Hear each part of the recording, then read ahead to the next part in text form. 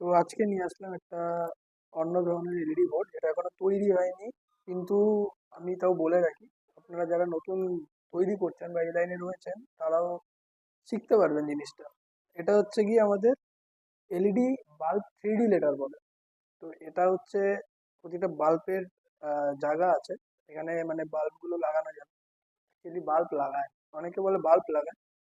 এখানে হচ্ছে গিয়ে এগুলো শেপ করা আছে, রাউন্ড শেপ করা আছে। তো এগুলো কি হয়, এগুলো এখানে এইভাবে লাগিয়ে দেয়, প্রতিটা বাল্বের শেপ হয়ে যাবে।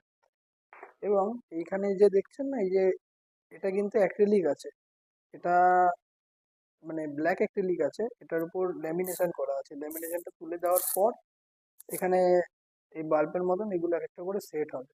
প্রতিটা যখন সেট হবে এইভাবে, তখন এটা বাল্বের মতন হয়ে যাবে।